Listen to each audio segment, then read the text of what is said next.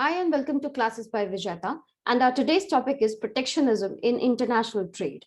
International business में protectionism एक बहुत important topic है और वो सारे बच्चे जो कि BBA, BCom, MBA, MCom, IBO, IGNOU के MCom इन सारे सब्जेक्ट्स का एग्जाम देते हैं, वो सारे पेपर्स में है, ये सारे स्ट्रीम्स में है, उनके लिए टॉपिक बहुत इंपॉर्टेंट है। 5 नंबर से लेके 20 नंबर का क्वेश्चन प्रोटेक्शनिज्म से आ सकता है। तो आगे बढ़ने से पहले एक kind request, please do like my video. If you like the content please do share it, और अगर अभी तक सब्सक्राइब नहीं किया है तो please do subscribe for more such videos. So will move forward. Protectionism क्या होता है? प्रोटेक्शनिज्म जानने से पहले एक बहुत ही इंपॉर्टेंट टॉपिक जिसको हम कहते हैं trade strategies. International trade strategies क्या क्या होती हैं? जब भी कोई कंट्री किसी दूसरी कंट्री के साथ ट्रेड कर रही होती है तो वहां पे दो तरह की स्ट्रैटेजीज वो यूज कर सकती है। It can be an inward strategy और it can be an outward oriented trade strategy. Outward oriented trade strategy में जब भी कोई कंट्री दूसरी कंट्री के साथ ट्रेड कर रही होती है तो वो किसी भी तरह का discrimination on the basis of national boundaries नहीं करती। मतलब ट्रेड में, इंडस्ट्रियल पॉलिसीज में, फैक्टर प्रोडक्शन चूज करने में, किसी भी तरह से परचेज में, इंपोर्ट में, एक्सपोर्ट में, किसी में भी वो अपने नेशनल बाउंड्रीज मतलब अपने डोमेस्टिक मार्केट को फेवर नहीं करती। वो ऐसे कंट्रीज को चूज करती है जिसको चूज करने से उनका फैक्टर प्रोडक्शन रिड्यूस हो सके, उनका इकोनॉमीज ऑफ स्केल वो अटेन कर सके, एंड साथ साथ जो कि एक बड़ा मार्केट हो जहां पे उनके बिजनेस को फ्लरिश करने का मौका मिले। वो बाउंड्रीज के बेसिस पे कंट्रीज को डिवाइड, अपने बिजनेस को बेस नहीं करती। Trade and industrial policies do not discriminate between production for the domestic market और export, nor between the purchase of domestic goods and foreign goods. किसी भी तरह का डिस्क्रिमिनेशन नहीं होता है। लेकिन दूसरे टाइप की कंट्रीज होती हैं जो कि इनवर्ड ओरिएंटेड ट्रेड स्ट्रैटेजीज रखती हैं। इनवर्ड ओरिएंटेड ट्रेड स्ट्रैटेजी में क्या होता है कि they have a bias toward their own domestic production और डोमेस्टिक मार्केट और डोमेस्टिक कंट्री। जो भी करना है, जब हमारा जो ओरिएंटेशन रहता है वो कंप्लीटली हमारे डोमेस्टिक मार्केट की तरफ रहता है। डोमेस्टिक मार्केट में if we can do in the domestic market we can do it in the entire world, ये उनका एक मोटो होता है। और जिसके बेसिस पे वो काम करते हैं कि जो भी करना है, इंपोर्ट एक्सपोर्ट, मतलब एक्सपोर्ट नहीं, जो भी हम इंपोर्ट को सब्स्टिट्यूट कर सके, जितनी कोशिश हो, जितनी जरूरत हो उतना ही इंपोर्ट हो, अदरवाइज जो भी हो इंपोर्ट सब्स्टिट्यूशन के ऊपर काफी फोकस होता है एंड जो बायसनेस होता है डोमेस्टिक प्रोडक्शन की तरफ। तो ये इनवर्ड ओरिएंटेड ट्रेड स्ट्रैटेजी होती है। Outward oriented strategy free trade को जन्म देती है, वहीं पे इनवर्ड ओरिएंटेड ट्रेड स्ट्रैटेजी की वजह से प्रोटेक्शनिज्म आता है। तो सबसे पहले देखते हैं कि फ्री ट्रेड क्या होता है या फ्री ट्रेड क्यों करती है कोई कंट्री, कोई भी कंट्री, और आउटवर्ड ओरिएंटेड ट्रेड स्ट्रैटेजी क्यों चूज करती है। तो उसके लिए बहुत सारे आर्गुमेंट्स है। सबसे पहला तो ये है कि it lead to most economic utilisation of production of resources, productive resources of the world. जितने भी, क्योंकि हम अपने नेशनल बाउंड्री और अपने इंटरनेशनल कंट्री जहां पे भी हम ऑपरेट कर रहे हैं, जब भी कोई कंपनी ग्लोबल हो जाती है तभी वो फ्री ट्रेड की तरफ मूव करती है। या फिर जब कंट्री का ओरिएंटेशन फ्री ट्रेड का होता है तो वहां पे मेजर जो फोकस होता है वो फोकस होता है कि हम कैसे अपने जो फैक्टर प्रोडक्शन है उसका प्रॉपर इफिशिएंट यूटिलाइजेशन कर सके और कहाँ से कम कीमत पे इफिशिएंटली चीपर रिसोर्सेज हम पूल कर सके अपने प्रोडक्शन सिस्टम की तरफ। तो उसमें क्या होता है कि जब भी कोई कंट्री फ्री ट्रेड की तरफ जाती है तो वहां पे economic utilisation of productive resources ज्यादा हो पाता है, लेबर डिस्ट्रीब्यूशन बहुत प्रॉपर होता है, जिसकी वजह से क्या होता है कि specialisation, efficiency and economy in production हम ला सकते हैं। उसी तरह से it helps in breaking domestic monopolies and frees the consumer from exploitation. जब भी अगर हम सिर्फ अपने डोमेस्टिक ओरिएंटेशन रखते हैं कि जो भी हमें लेना है, जो भी सामान बनाना है, खरीदना है, बेचना है, वो सिर्फ हम एक पर्टिकुलर जगह, मतलब वो डोमेस्टिक बाउंड्री हो गया, अगर हम वहां पे ही करते हैं तो बहुत बार ऐसा हो सकता है कि उस कंट्री में मोनोपोली हो जाए किसी की, और वो मोनोपोली इस हद तक हो सकती है कि हो सकता है कि जो कंज्यूमर्स हैं उनको बेटर रिसोर्सेज ना मिले, उनको जो डिजर्व्ड प्रोडक्ट होते हैं वो उनको ना मिले, या फिर उन तक वो कंपनी की रीच ना हो, या फिर एक्सप्लॉइटेशन का, मोनोपोली में बहुत बार चांसेस होता है कि एक्सप्लॉइटेशन हो सकता है कंज्यूमर्स का। जैसे फॉर एग्जाम्पल हमारे यहाँ पे इंडिया में बहुत सालों से, मतलब इंडिपेंडेंस के बाद से, LIC वाज द कंपनी जो कि इंश्योरेंस प्रोवाइड करने का काम करती थी, लाइफ इंश्योरेंस। ईयर 2000 से पहले they had there monopoly in Indian market. इसके अलावा लाइफ इंश्योरेंस के लिए कोई भी प्लेयर अवेलेबल नहीं था। तो उन ईयर 2000 तक जो LIC, जो पिछले मतलब 50-60 सालों से काम कर रही थी, उनका जो रीच था, जितना इंश्योरेंस उन्होंने किया था, it was only up to 3% of the total population. तो इतने सालों से कोई कंपनी काम कर रही है, फिर भी उसने अपना पूरा रीच वहां तक नहीं पहुंचाया। उसी तरह से जो एजेंट्स हुआ करते थे, वो एजेंट्स को भी जो कमीशन होता था वो रिलेटिवली कम होता था। लेकिन जैसे ही ईयर 2000 के बाद, IRDA का फॉर्मेशन होने के बाद, FDI अलाउड होने के बाद, वैसे जैसे ही बहुत सारी फॉरेन प्लेयर्स इंडियन मार्केट में आ गई थ्रू FDI रूट, तो उनके बाद जो भी एजेंट्स थे, आप उसका देखे होंगे कि वो जो कमीशंस थे वो काफी बढ़ गए थे, बहुत सारे वेरिड प्रोडक्ट आए, और इंश्योरेंस का परसेंटेज भी काफी ज्यादा बढ़ा इंडियन मार्केट में। तो डोमेस्टिक मोनोपोलीज बहुत बार किसी भी कंट्री में उसके जो फ्री ट्रेड है या फिर उस पर्टिकुलर कंट्री में बहुत बार जो डिजायर्ड आउटकम्स चाहिए होता है वो नहीं ला पाती है। तो इसी वजह से कंपटीशन मार्केट में बहुत जरूरी है, और फ्री ट्रेड एक कंपटीशन लाता है, and due to high competition consumers get wide variety of cheaper goods. तो these are the arguments for free trade. जब कोई country outward oriented trade strategy, international trade strategy की तरफ जाती है, तो दीज आर द थिंग्स जो उसके दिमाग में होती है, और वो फिर इन्हीं आर्ग्यूमेंट्स को बेस लेकर के अपनी स्ट्रैटेजीज को फॉर्म करती है। लेकिन इसके एकदम ऑपोजिट होता है इनवर्ड ट्रेड स्ट्रैटेजी या इनवर्ड ट्रेड ओरिएंटेड स्ट्रैटेजी, जो कि प्रोटेक्शनिज्म को जन्म देती है। जो कि प्रोटेक्शनिज्म, जब कंट्री अपने डोमेस्टिक मार्केट, अपने डोमेस्टिक इंडस्ट्रीज को लेकर के काफी प्रोटेक्टिव हो जाती है, और वो वैसे प्ले करती है कि बस हमें जितनी जरूरत हो हम बस उतना ही इंपोर्ट करें, अदरवाइज हम जितना भी हो सके अपने ही यहाँ पे प्रोडक्शन करें, अपने ही इंडस्ट्रीज के जो भी प्रोड्यूसर्स हैं उसको इस्तेमाल करें। तो वैसे केस में प्रोटेक्शनिज्म आ सकता है, and protectionism is basically proliferation of trade barriers in order to protect domestic trade. हम ऐसे ट्रेड बैरियर्स लगाते हैं, टैरिफ, नॉन टैरिफ बैरियर्स, जो कि हमारे डोमेस्टिक ट्रेड को हेल्प करती है, जो कि प्रोटेक्ट करती है, और बाहर की कंपनीज से या बाहर के कंट्री से डोमेस्टिक फॉरेन प्लेयर्स की एंट्री हमारे कंट्री में रोकती है। वो रोकने का तरीका होता है ट्रेड बैरियर्स, और ट्रेड बैरियर्स टैरिफ बैरियर्स हो सकते हैं, नॉन टैरिफ बैरियर्स हो सकते हैं, लीगल, इकोनॉमिक, पॉलिटिकल इन्वायरमेंट हो सकता है, जिसकी वजह से प्रोटेक्शनिज्म हो सकता है। तो ये जब भी किसी कंट्री में करेंसी क्राइसिस हो, ऑयल क्राइसिस हो, डेट क्राइसिस हो, रिसेशन हो, ट्रेड डेफिसिट हो, अनएम्प्लॉयमेंट हो, इस तरह की प्रॉब्लम्स जब भी होती है, तो वहां पे फिर कंट्री क्या होती है, वो ज्यादातर प्रोटेक्शनिज्म की तरफ चली जाती है, और वो अपने डोमेस्टिक ट्रेड को सबसे पहले प्रोटेक्ट करने की कोशिश करती है। तो प्रोटेक्शनिज्म के भी फेवर में काफी सारे आर्ग्यूमेंट्स हैं। वो इन्फेंट इंडस्ट्रीज को बचाती है, एम्प्लॉयमेंट जनरेट करती है, बैलेंस ऑफ पेमेंट में जो डेफिसिट का कंडीशन आ जाता है, डेफिसिट अगर हम बहुत ज्यादा इंपोर्ट करते हैं तो उस केस में क्या होगा कि बैलेंस ऑफ पेमेंट हमारा डेफिसिट में चला जाएगा।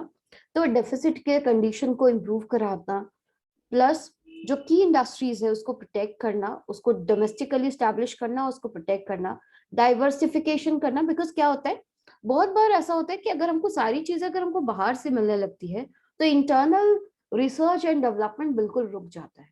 तो वैसे केस में फिर इंटरनल डाइवर्सिफिकेशन, डोमेस्टिक मार्केट में डाइवर्सिफिकेशन नहीं हो पाता अगर बहुत फ्री ट्रेड हो तो वैसे केस में हम अगर प्रोटेक्शनिज्म यूज करते हैं तो फिर हमारे कंट्री में डाइवर्सिफिकेशन हो सकता है।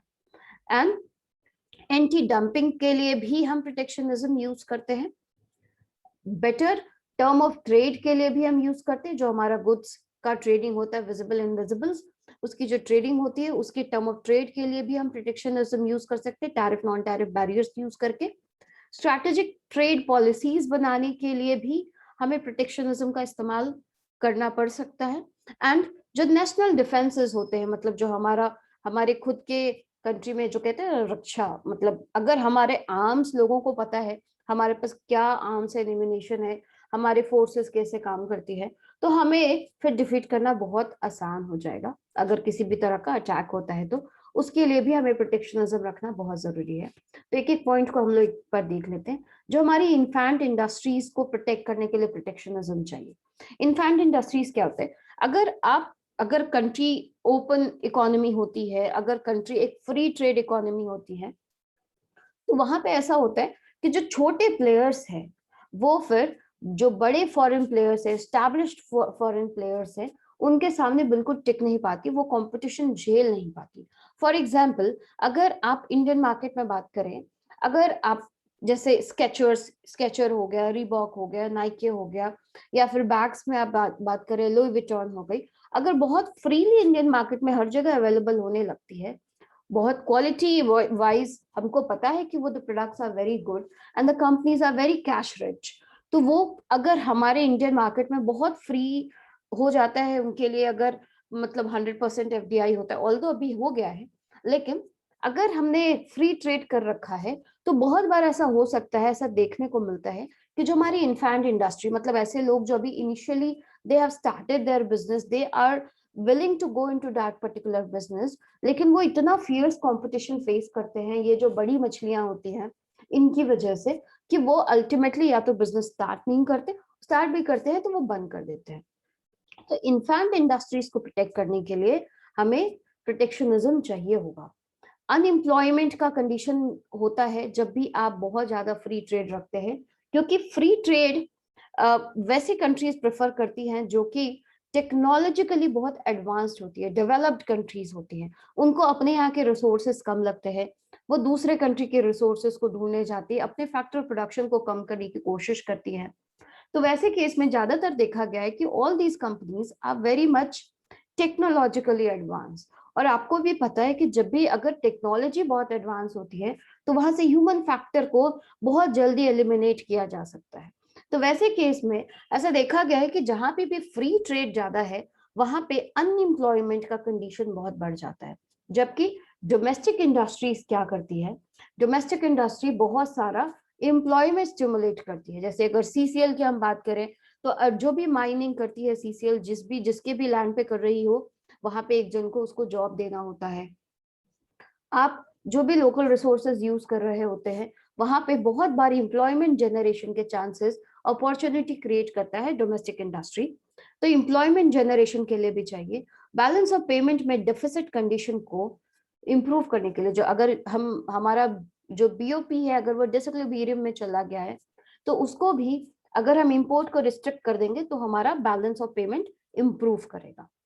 उसके बाद की इंडस्ट्रीज जो हमारे जैसे आयरन एंड स्टील इंडस्ट्रीज होती हैं, वो सबके लिए भी अगर जो की कोर इंडस्ट्रीज जिसको हम कहते हैं ना, हार्ड कोर इंडस्ट्रीज, अगर उसके लिए भी हम दूसरे फॉरेन प्लेयर्स की मर्जी पे डिपेंडेंट हो जाएंगे तो हमारी इकोनॉमी के लिए काफी खराब कंडीशन हो सकता है कि the moment they will stop supplying all these entities into our market, तो हमारी कंडीशन काफी खराब हो सकती है। हमारी जो कंट्री है उसको बहुत मे भी हो सकता है वो रिसोर्सेज बहुत हैवी पेमेंट्स दे करके उसको बाय करना पड़े, या फिर बहुत बार ऐसा हो सकता है कि वो हमारा मतलब एक टूल की तरह इस्तेमाल कर सकते हैं किसी कंट्री के खिलाफ। तो प्रोटेक्शनिज्म की इंडस्ट्रीज के को प्रमोट करने के लिए भी बहुत जरूरी होता है ताकि इकोनॉमी में स्टेबिलिटी आए। उसके बाद एंटी डंपिंग, जहां पे भी डंपिंग जैसे फॉरेन प्लेयर्स, हमने इनिशियली ही पढ़ा है कि इंटरनेशनल मार्केटिंग में या इंटरनेशनल बिजनेस हम बहुत बार पुश मार्केटिंग को भी प्रमोट करने के लिए करते हैं। Push marketing is one of the method जिसकी वजह से हम इंटरनेशनल ट्रेड करते हैं, और उसमें क्या होता है कि अगर हमारे यहाँ पे जो प्रोडक्शन है वो बहुत सरप्लस हो जाता है, तब हम किसी फॉरेन कंट्री को ढूंढते हैं जहां लगता है कि वो डंपिंग के केस बने। मतलब हम रिलेटिवली अपना सरप्लस दूसरी कंट्री में चीपर प्राइसेस में बेचेंगे जो वहां के डोमेस्टिक प्लेयर्स बना रहे हैं, तो वहां पे डंपिंग हो सकता है। तो प्रोटेक्शनिज्म एक एंटी डंपिंग मेजर्स देता है जहां पे इस तरह की एक्टिविटी को हम रिजॉर्ट कर सकते हैं या फिर हम उसको प्रिवेंट कर सकते हैं।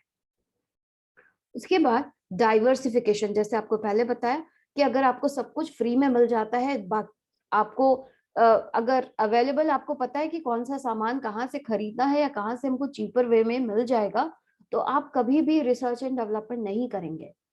तो ये रिसर्च एंड डेवलपमेंट आ सके किसी कंट्री में, उसमें इकोनॉमिक स्टेबिलिटी आ सके, अपनी कंट्री में हम अपने डिफरेंट डिफरेंट प्रोड्यूसर्स को प्रोड्यूस कर सके, उसके लिए प्रोटेक्शनिज्म होना बहुत जरूरी है, ताकि हम अपने यहाँ अपनी कंट्री में रिसर्च एंड डेवलपमेंट डाइवर्सिफिकेशन के ऊपर फोकस कर सके। Next is strategic trade policies. जब भी हम प्रोटेक्शनिज्म जहां पे भी होती है, चाहे प्रोटेक्शनिज्म हो चाहे आप फ्री ट्रेड हो, गवर्नमेंट का सपोर्ट बहुत नेसेसरी होता है। और जब भी हम स्ट्रैटेजिक ट्रेड पॉलिसीज बना रहे हैं with the help of government, तो बहुत बार प्रोटेक्शनिज्म गवर्नमेंट को सपोर्ट करती है उसके खुद की पॉलिसीज को एक कॉम्पिटिटिव एडवांटेज देने में, या फिर उसके खुद की पॉलिसीज को एक बेस देने के लिए कि how the government should function. And the next thing is, and the last thing in protectionism is national defense. जैसे बताया कि अगर हमें हमारे क्या क्या डिफेंस में क्या क्या आइटम है, हमारे पास कितने लड़ाकू विमान है और कितने सारे क्या हमारे आर्म्स हैं, क्या एमिनेशंस है हमारे पास, अगर हमारे दुश्मनों को मालूम हो जाए अदर सोर्सेज से ही सही, तो उनके लिए हमें हराना बहुत आसान हो जाता है। तो प्रोटेक्शनिज्म सबसे ज्यादा हमें डिफेंस के फील्ड में चाहिए होता है, तो डिफेंस के लिए भी हमें प्रोटेक्शनिज्म चाहिए। तो this is all about protectionism, and इसके फेवर में बहुत सारे आर्ग्यूमेंट्स हैं। प्रोटेक्शनिज्म आपको डोमेस्टिक प्रोड्यूसर्स को लेस क्वालिटी कॉन्शियस भी बना देता है, बिकॉज क्या होता है कि उन्हें पता है कि कोई फॉरेन प्लेयर तो हमारे यहाँ आने वाला नहीं है, तो फॉरेन प्लेयर जब नहीं आने वाला है तो कंपटीशन कम है, और अगर कंपटीशन कम है तो ऑब्वियसली कंज्यूमर्स को मोर क्वालिटी प्रोडक्ट्स के बारे में उतना आइडिया नहीं है, या फिर उनको पता है कि कोई और उन्हें ये ऑफर नहीं कर सकता, तो जो भी मिल रहा है उन्हें वही खरीदना पड़ता है। तो वैसे केस में क्या होता है ना, डोमेस्टिक प्रोड्यूसर्स बहुत ही लेस क्वालिटी कॉन्शियस हो जाते हैं, एंड वो इनोवेशन के ऊपर बिल्कुल भी फोकस नहीं करते, जिससे कि बहुत सारे इनएफिशिएंट फर्म्स हैं वो भी आराम से प्रोटेक्शनिज्म के माहौल में सरवाइव कर जाते हैं। It leads to domestic monopolies, plus it is harmful for consumers as it increases prices and reduces variety। जैसा LIC का आपको एग्जांपल दिया, LIC के पास जितने भी पॉलिसीज थे इंडियन पीपल को वही खरीदना पड़ता था, इसके अलावा उनके पास कोई ऑप्शन था ही नहीं। तो वहां पे भी प्रोटेक्शनिज्म का एक बहुत ही बर्निंग एग्जांपल है इंश्योरेंस इंडस्ट्री। और protectionism reduces the volume of international trade basically, and inefficient utilization of resources होते हैं, because हमें पता है कि दूसरी कंट्री में हमें ये रिसोर्सेज ज्यादा चीप मिल जाएंगे, लेकिन हमने तय कर लिया है कि नहीं, हमें अपने खुद के रिसोर्सेज यूज करने हैं। तो बहुत बार ऐसा हो सकता है कि हम अपने रिसोर्सेज का प्रॉपर यूटिलाइजेशन नहीं कर पाए, and it also encourages corruption, because हम कभी भी कंपटीशन को या फिर हमारे जो फॉरेन प्लेयर्स जो हमें ये रिलेटिवली चीपर रेट में दे सकते हैं, मोर कॉम्पिटिटिव रेट में दे सकते हैं, उन सारी चीजों को हम इंकरेज ही नहीं करते। तो करप्शन भी बहुत बार प्रोटेक्शनिज्म से बढ़ जाता है। तो it's all about protectionism. Thank you very much, hope you like it, and if you have not subscribed to my channel, please do subscribe it, and please feel free to write me at vijayata@vijayata.rwc@gmail.com, sorry, and do comment in the comment box. I'll be happy to answer all the queries. Thank you very much.